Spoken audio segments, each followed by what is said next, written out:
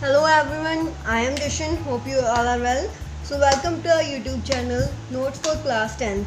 In this channel we talk about 10th class subject notes. Please tell us which language you prefer in videos like Hindi, Punjabi or English. So guys, today we talk about Science chapter 7th. As you know, our 7th chapter name is Control and Coordination. If you want handwritten notes, then comment below. So let's begin. The seventh, control and coordination. So let's start. What is control and coordination? The process of working together of various parts of body in regulated means controlled manner is called coordination. मतलब वो process हमारी body के various parts जब एक साथ काम करते हैं एक कंट्रोल मैनर में, उसे हम कहते हैं कोऑर्डिनेशन. सो कोऑर्डिनेशन के मेनली टू टाइप्स हैं, एक नर्वस कोऑर्डिनेशन, एक हार्मोनल कोऑर्डिनेशन. नर्वस कोऑर्डिनेशन क्या है? इसे हम इलेक्ट्रिकल कोऑर्डिनेशन भी कह देते हैं. इसका क्या काम करता है? मैसेज करना किसकी फॉर्म में? इलेक्ट्रिकल इम्पल्स की फॉर्म में. किसके थ्रू न्यूरॉन्स. और ये किस में होती है? It is only in animals, it also include in human beings. It is a fast coordination as compared to hormonal coordination. It is connect to every cell, so it cannot do balance growth. ये मतलब हर cell से connect नहीं होती है, इसलिए ये balance growth नहीं करती. So let's see what is hormonal. Hormonal coordination को हम केमिकल कोऑर्डिनेशन भी कह सकते हैं. ये कैसे मैसेज अपने मतलब सेंड करती है? इसमें क्या होता है, जो मैसेज है वो केमिकल्स की, हार्मोन्स की फॉर्म में थ्रू ब्लड स्ट्रीम की फॉर्म में रीच होते हैं. और नेक्स्ट पॉइंट, ये बहुत एनिमल्स और प्लांट्स में होती हैं. Next, it is relatively slow as compare to nervous coordination. मतलब इसकी स्पीड बहुत स्लो होती है, जैसे कि जो नर्वस की उसकी बहुत फास्ट होती है. नेक्स्ट है, it is connected mostly to every cell, so it do balance growth. ये हर एवरी सेल मतलब हर सेल से कनेक्टेड है, इसीलिए ये बैलेंस ग्रोथ के लिए रिस्पॉन्सिबल है और ये बैलेंस ग्रोथ करती है. सो यहाँ पे एक फ्लो चार्ट है जिसकी मदद से आप अपना पूरा चैप्टर रिवाइज कर सकते हो. सो यहाँ पे लिखा है types of nervous system. Nervous system के दो टाइप्स हैं मेनली, सेंट्रल नर्वस सिस्टम और peripheral nervous system. Central nervous system के अगेंस्ट टू पार्ट हैं, ब्रेन एंड स्पाइनल कॉर्ड. और पेरिफेरल नर्वस सिस्टम के मेनली इसका है carry message to and from. इसका काम क्या होता है? CN से मैसेज लेके आना. CNS यानी सेंट्रल नर्वस सिस्टम. इसके दो पार्ट्स आ जाते हैं, वो मतलब इतने इंक्लूड नहीं की जाती है, जैसे spinal nerves and cranial nerves. Spinal जो हमारी स्पाइनल से निकलती है नर्व्स, क्रेनियल नर्व्स जो हमारे ब्रेन से आते हैं. और इसके दो पार्ट्स हैं, वो है somatic nervous system and autonomic nervous system. Somatic nervous system का क्या काम है? ये क्या करता है? Controls voluntary muscles and transmit sensory information to the central nervous system. ये वॉलंटरी जो हमारी विश के अकॉर्डिंग करते हैं. जैसे अगर मान लीजिए हम कहते हैं हमने अपना हाथ उठाना है, तो हमारा ब्रेन मतलब उसको से मैसेज करेगा, ठीक है. और जो ऑटोनॉमिक नर्वस सिस्टम है उसका काम क्या? वो इनवॉलंटरी बॉडी फंक्शंस को कंट्रोल करता है. जैसे हमारा हार्ट पंप करता है, उसे हम चाहे तो रोक सकते हैं, हम नहीं रोक सकते. और भी हमारे बहुत सारे जो बॉडी फंक्शन है वो कौन सा नर्वस सिस्टम कंट्रोल करता है? वो है ऑटोनॉमिक नर्वस सिस्टम. नेक्स्ट, उसके भी अगेन टू पार्ट्स हैं, that is sympathetic nervous system and parasympathetic nervous system. Sympathetic nervous system का काम है arouses body to expend energy, और इसका है काम body to consume and maintain energy. So now I show you all flowchart that you can take screenshot.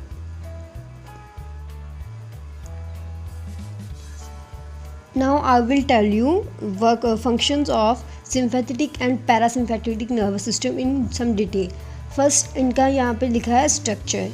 ये है सिम्पैथिक stimulation and parasympathetic stimulation.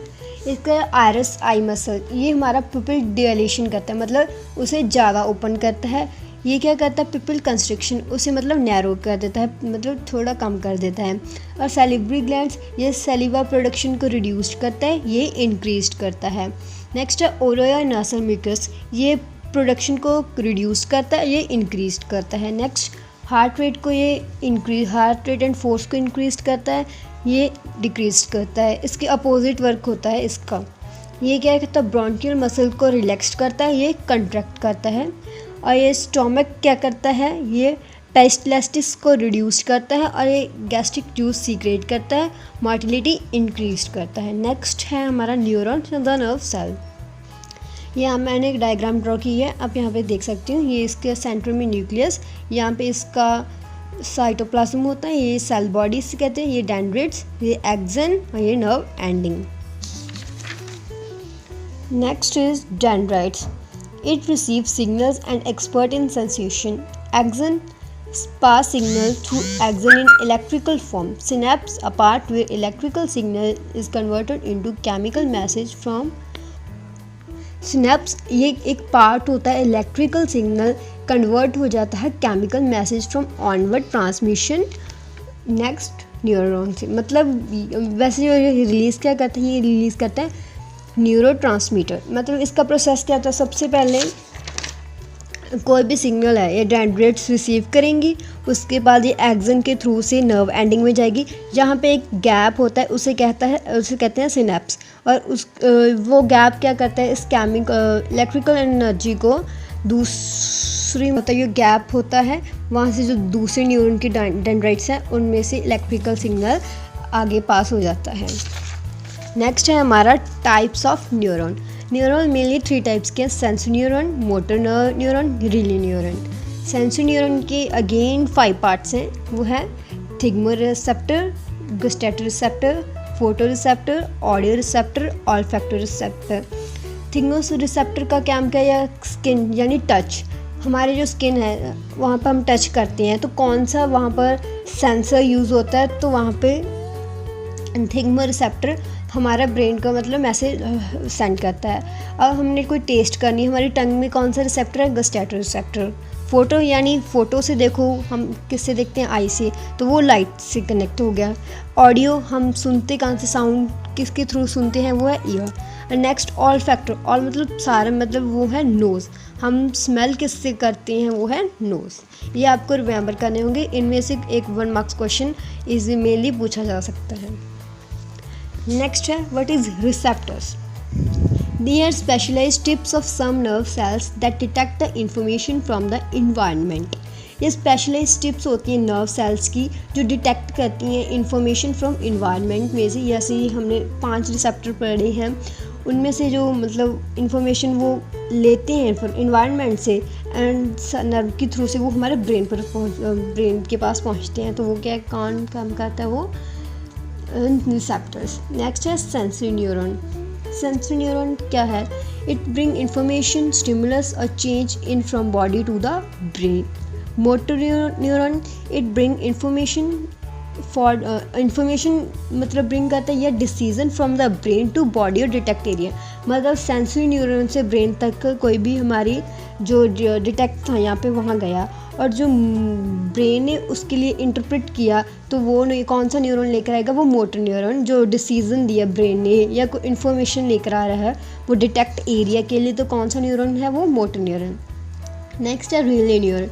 It acts as an intermediate between sensory and motor neurons or give connection between these neurons.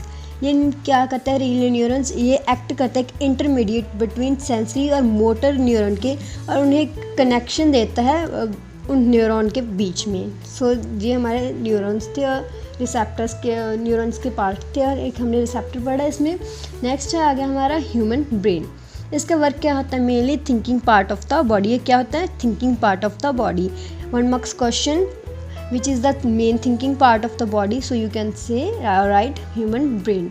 Next, there are 3 main types of human brain. First is forebrain, second midbrain, third hindbrain. Forebrain का एक next major part है वो है cerebrum, middle brain का hypothalamus, hindbrain का pons, medulla and cerebellum. So protection of brain. अगर हमारा brain है उसे कुछ प्रोटेक्शन की भी नीड है। फर्स्टली वो क्या है, एक हार्ड स्कल बोन से कवर्ड है जिसे हम क्रेनियम भी कहते हैं। ठीक है, हार्ड मतलब बोन है, कौन बोन का नेम है स्कल, वैसे उसे हम क्रेनियम भी कह देते हैं। देन उसमें एक करेनियल मेंजिन्स होते हैं, कंजिस्ट होते हैं, उसके बीच में क्या होता है, एक ड्यूरा मैटर, एंकन मैटर, पाया मैटर। ये आपके बुक में आई थिंक नहीं मेंशन है, ये मैंने एडिशन में लिखे हुए हैं। दे वर्क, ये काम क्या करता है, as a cushion for brain. Between arachnoid and pia matter there are subnecoid space that contain cerebrospinal fluid CSF। मतलब जो ये होता है, इन दोनों के बीच में एक CSF यानी सेरिब्रोस्पाइनल फ्लूइड होता है। ये हमारे स्पाइनल कॉर्ड में भी होता है, वर्टिब्रम कॉलम को मतलब कुशन करने के लिए, तो इसीलिए इसका नाम है सेरिब्रोस्पाइनल फ्लूइड। नेक्स्ट है blood vessels then parts of brain. उसके बाद मतलब ब्लड वेसल्स आ जाती हैं। नेक्स्ट आ जाता है हमारा forebrain. It is the most complex और specialised part of brain. It consist of the cerebrum. इसमें सेरेब्रम होता है। अब फोरब्रेन के फंक्शन क्या होते हैं वो देखो। ये क्या, thinking part of the brain, control the voluntary actions को कंट्रोल करता है। ये स्टोर इन्फॉर्मेशन, हमारी मेमोरी स्टोर करके रखता है। Receive sensory impulse from various parts of the body and integrate it. Integrate means together, इकट्ठा करता है। नेक्स्ट है centre associated with hunger. Next आ गया हमारा midbrain. It control voluntary action such as pupil size. It is relatively small in size, reflex movement of head, neck and trunk. Important parts of mid brain known as reticular actively system. Next है हमारा hind brain. Hind brain के 3 parts हैं, हम one by one करके उन्हें read करते हैं। Cerebellum, ये क्या करता है, हमारा पोस्चर ऑफ बैलेंस को कंट्रोल करता है, control posture and balance. The precision यानी exactness of voluntary action, example picking pen. It also stores the memory of movement patterns, that how to walk etcetera. Next is medulla. It control voluntary involuntary action. ये involuntary actions control करता है, जैसे blood pressure, salivation and vomiting. Next, pons. It control involuntary action, regulation of respiration, movement and facial expressions. ये हमारा brain का था। अब हम देखते हैं व्हाट इज स्पाइनल कॉर्ड के बारे में पढ़ते हैं। Like brain is protected by a fluid-filled balloon which acts as a shock absorber and enclosed in cranium brain box. Similarly, spinal cord is enclosed in vertebral column. ये एक vertebral column में मतलब इनक्लोजिटी मतलब बंद होती है, इसके टाइप से आप कह सकते हो। नेक्स्ट है ये ब्रेन से कनेक्टेड होती है। It is connected with brain. इसके फंक्शन क्या है, spinal cord connect large part of the peripheral nervous system to the brain. Next, spinal cord act as a minor coordinating center responsible for simple reflexes. Example, withdrawal reflection. 1 point question है कि कितने spinal nerves spinal cord से arise होते हैं, वो है 31 pairs. ये आपका एक मेन पॉइंट का क्वेश्चन आ सकता है कि how many pairs of spinal nerves arise along the spinal cord. So you can write 31 pairs of spinal nerves arise along the spinal cord. So next is topic is the reflex arc. What is reflex arc? The pathway through which impulse pass is called reflex arc. वो pathway जिसमें से जो मतलब impulse pass होती है उसे कहते हैं हम reflex arc. Reflex action, it is a quick, sudden and immediate response of the body to a stimulus. Example, knee jerk, withdrawn of hand, untouching a hot object. ये ऐसे हम समझते हैं। ये एक मतलब जैसे हमारे हाथ में मतलब बर्न हो गया, ठीक है, तब जो हमारा सेंसरी न्यूरॉन वो ब्रेन तक जाएगा और मोटर न्यूरॉन वहाँ से लेके आएगा, और उसमें बीच में ये रिफ्लेक्स एक्शन हमें मतलब जल्दी मतलब कोई भी हमें मतलब इंजरी हो गई है तो उसका रिफ्लेक्स एक्शन कौन करेगा, तो वो रिफ्लेक्स एक्शन मतलब रिस्पॉन्स कर देता है जल्दी। हम ब्रेन के पास जाने के थोड़ा सा टाइम लगता है, इसलिए रिफ्लेक्स एक्शन जो मतलब स्पाइनल कॉर्ड उसे रिएक्ट करती है और हमें हमारा डिसीज़न फाइनल मिल जाता है कि आगे हमें इससे क्या करना है।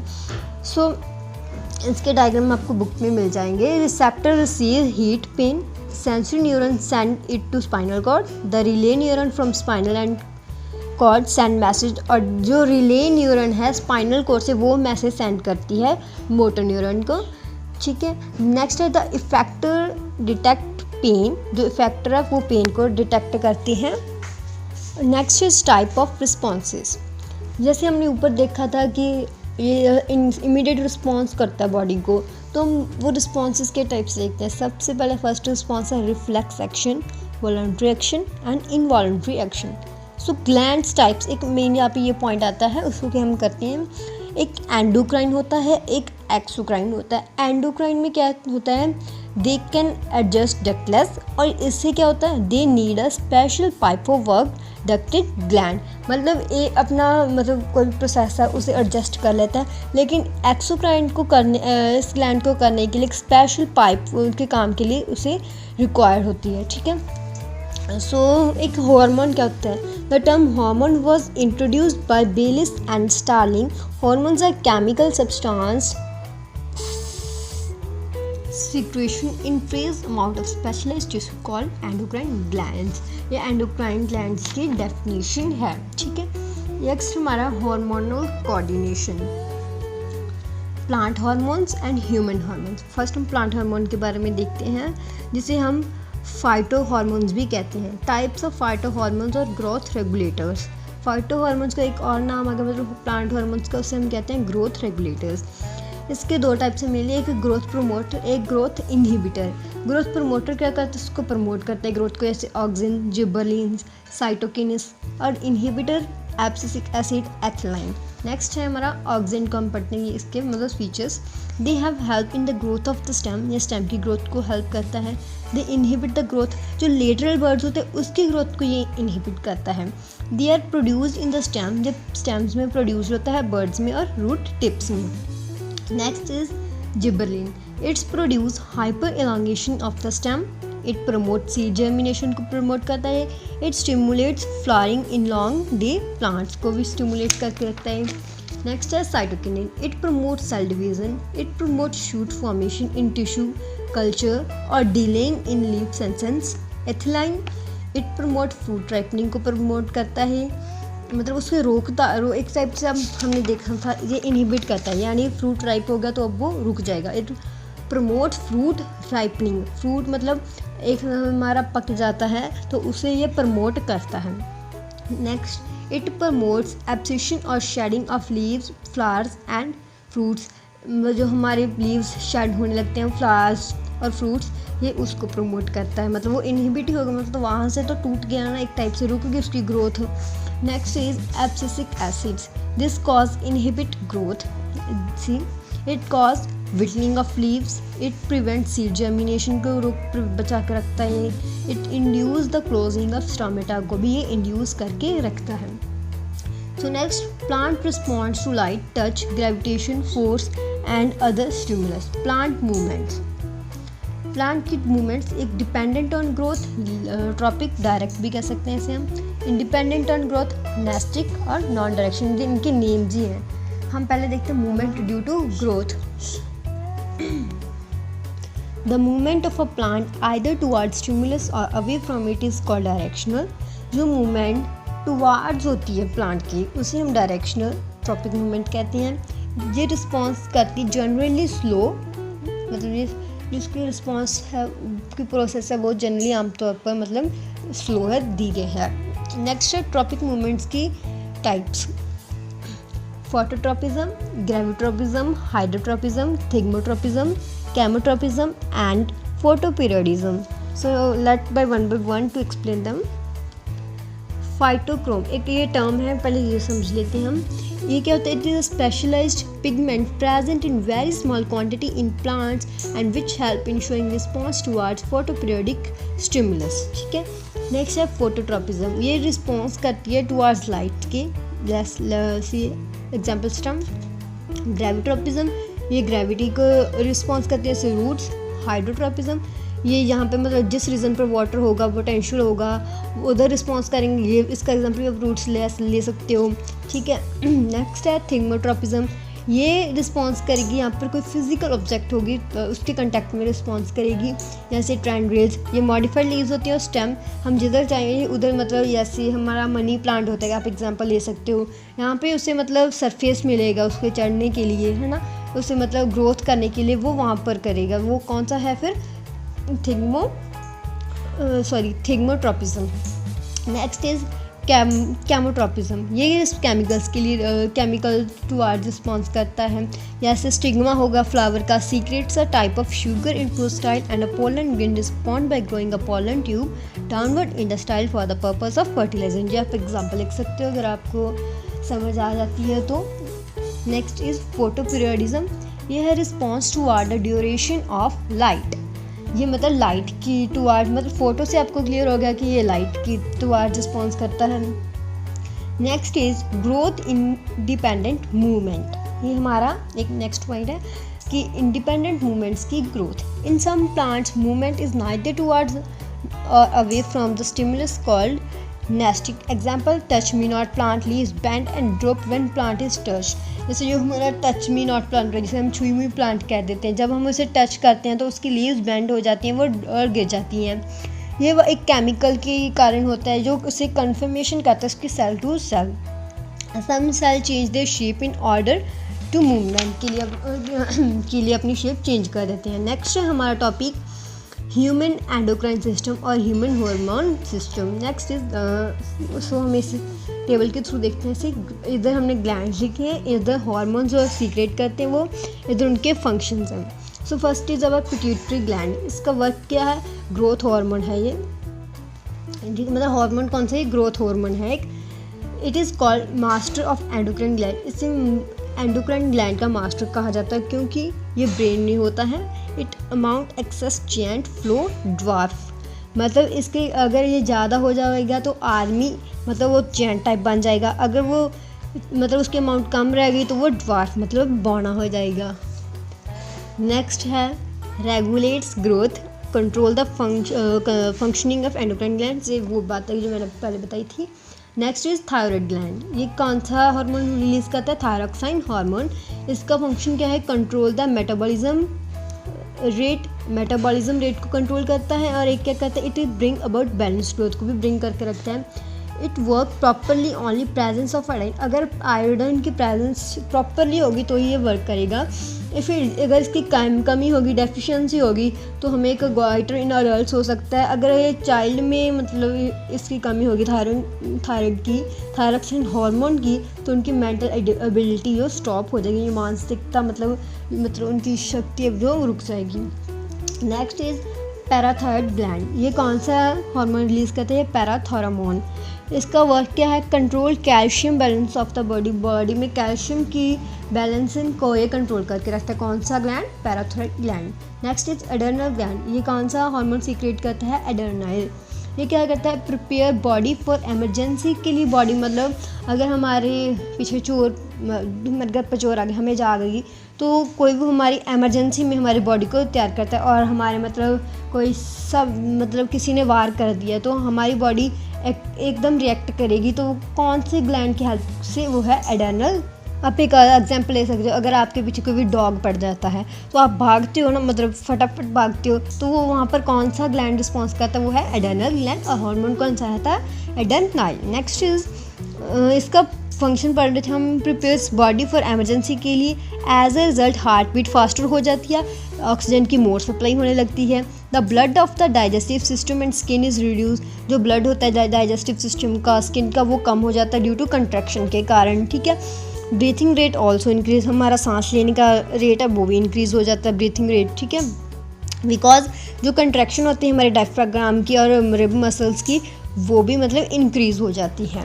नेक्स्ट इज पैनक्रियास, इंसुलिन और ग्लूकोजन, इसके मतलब ये दो हार्मोन सीक्रेट करता है। अगर लो ब्लड हो जाए तो ग्लूकोज लेवल मतलब वो लो हो जाए तो इंसुलिन रिलीज़ करेगा जी हार्मोन ग्लैंड पैनक्रियास। अगर हमारा रेज हो जाए यानी बढ़ जाए glucose level, blood glucose level, तो ये ग्लूकोजन रिलीज़ करेगा। ये क्या फंक्शन क्या इसका मेनली, ये glucose level of the blood को कंट्रोल करता है। जैसे यहाँ से हमें पता लग गया, अगर हमारा लो हो गया तो इंसुलिन, अगर हाई हो गया तो ग्लूकोजन। ये भी आपको याद रखना होगा, ये भी 1 मार्क की में क्वेश्चन पूछ सकते हैं कि कौन सा लो के लिए हार्मोन मतलब सीक्रेट होता है, कौन सा हाई के लिए पैनक्रियास हार्मोन रिलीज़ करता है। नेक्स्ट इज टेस्टिस, ये कौन सा हार्मोन रिलीज़ करती है, टेस्टोस्टेरोन। इसका वर्क है control growth and development of male reproductive system.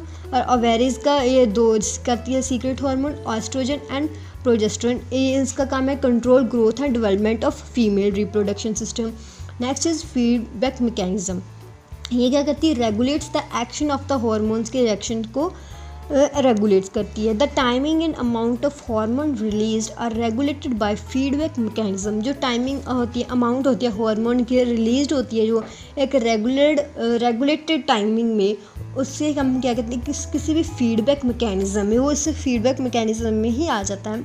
Example से समझते हैं, if the sugar level of blood rise they are detected by the cells of the pancreas which respond by producing more insulin। अगर हमारा मतलब अगर देखिए हमारा sugar level मतलब राइज हो जाए, ग्लूकोजन की मात्रा इंक्रीज़ हो रही है ना, मतलब कंसनट्रेशन उसकी, तो उसके रिस्पॉन्ड पैंक्रियास के कौन से हार्मोन रिलीज़ करेगा, वो पैंक्रियास सेल अपने सेल्स मतलब डिटेक्ट हो रही है तो वो कौन सा हार्मोन रिलीज़ करेगा, उसके अगेंस्ट वो इंसुलिन करेगा। उससे क्या होगा कि जो ब्लड की ग्लूकोज लेवल है वो लो हो जाएगा, ठीक है। As the blood sugar level falls insulin secretion is reduce. जब ब्लड शुगर लेवल फॉल हो जाएगा तो इंसुलिन सिक्रेशन का भी वो रिड्यूस हो जाएगा। होप आपको ये चैप्टर अच्छी तरह से समझ आएगा। Thanks for watching, like and share our video, subscribe our channel and also press the bell icon for get our new videos notification. Thanks.